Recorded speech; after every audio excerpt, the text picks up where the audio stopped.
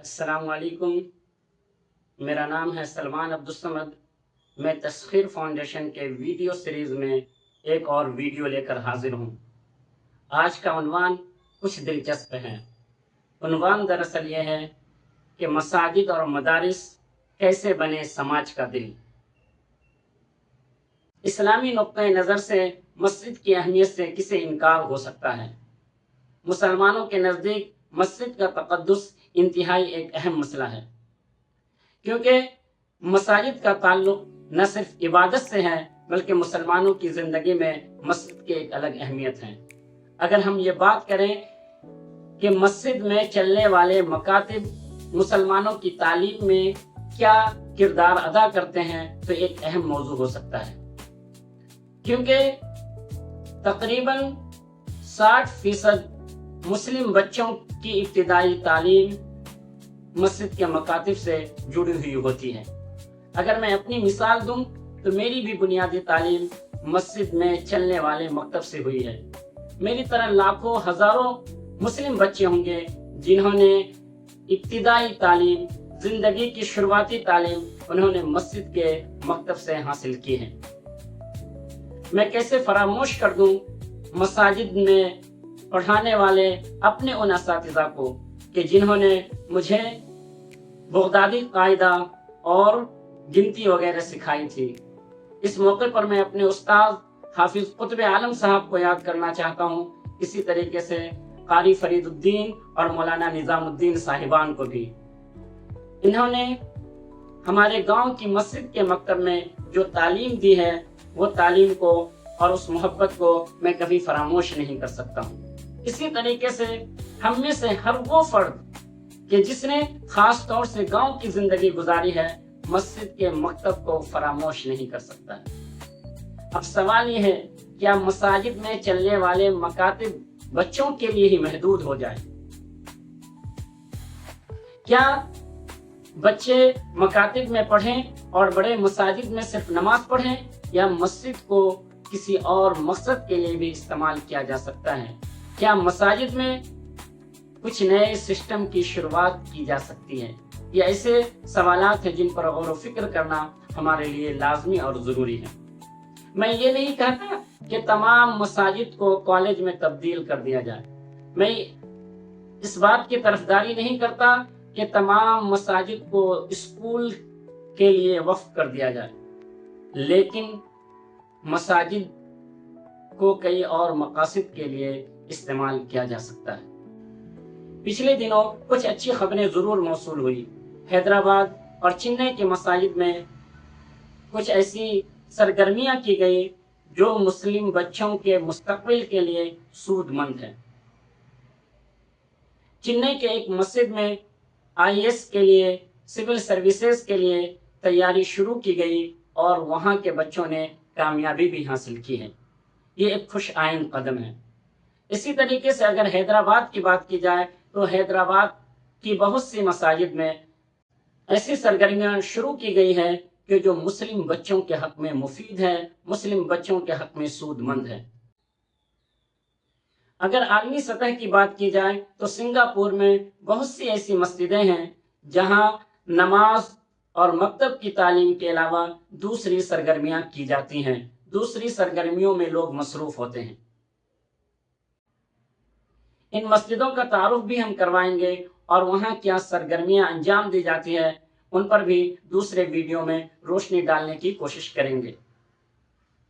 اسی طریقے سے ایران میں بھی ایک انقلاب لانے کی کوشش کی گئی کہ وہاں کی مساجد میں اسکول کے نظام کو سامنے رکھتے ہوئے چند نصاب ترتیب دینے کی کوشش کی گئی ہے، اس لیے وہاں کے مساجد بھی کارآمد ثابت ہو رہے ہیں۔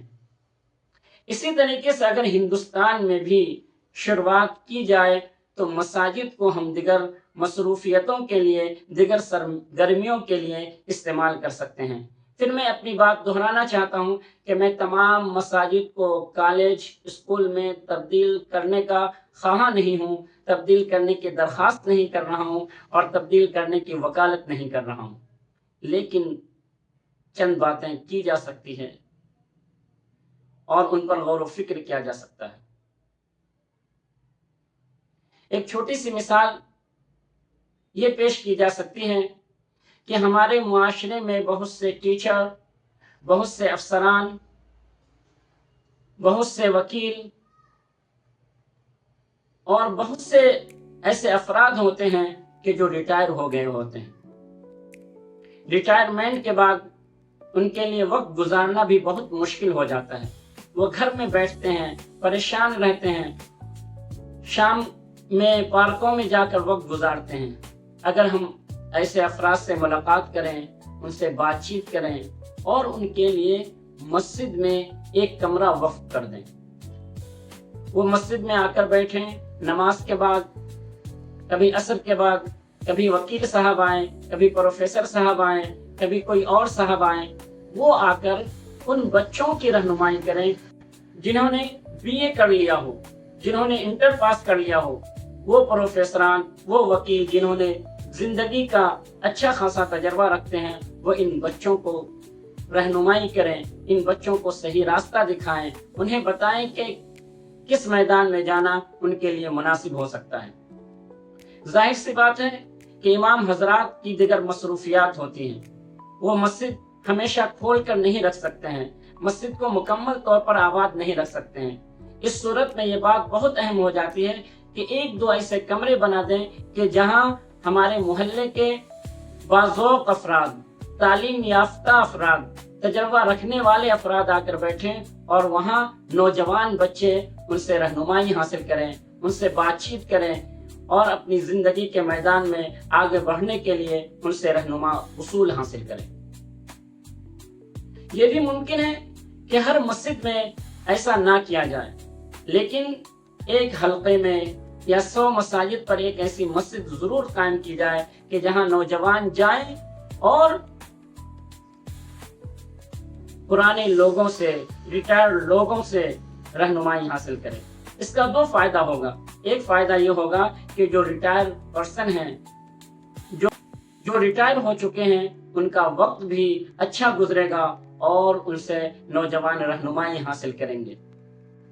اس لیے یہ بھی کہا جائے گا کہ مسجد کے مکاتب نہ صرف بچوں کے لیے مفید ہوں گے، بلکہ مکتب کا سلسلہ اور دراز ہوگا، مکتب کا سلسلہ ایک قدم اور آگے بڑھے گا، جہاں نوجوان بھی اپنی زندگی کے لیے اپنے بڑوں سے رہنما اصول حاصل کر سکتے ہیں۔